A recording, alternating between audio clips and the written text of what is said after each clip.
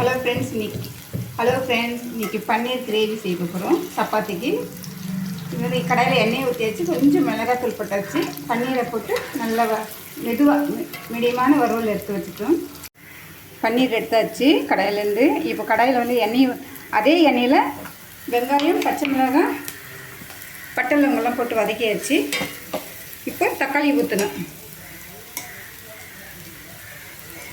மிக்ஸில் தக்காளியும்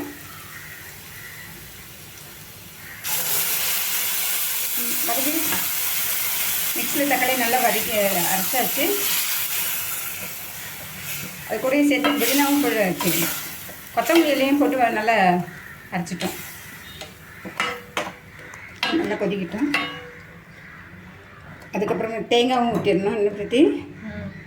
அதுக்கப்புறமா மிளகாத்தூள் கொஞ்சம், ஒரு ஸ்பூன் மிளகாத்தூள், தனியாத்தூள், கரம் மசாலா பாக்கெட் எல்லாத்தையும் போட்டு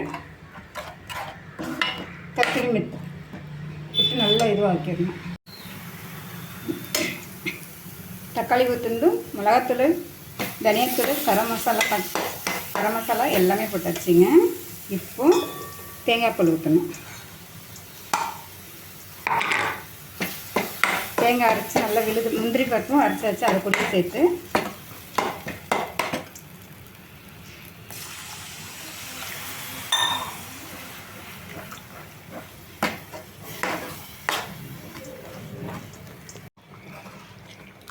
பன்னீர் கிரேவி ரெடி ஆயிடுச்சு.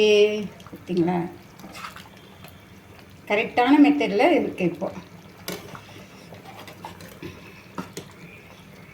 சப்பாத்தி கூட ரெடி ஆயிடுச்சு. உப்பு இருக்கா டேஸ்ட் பண்ணி பாரு.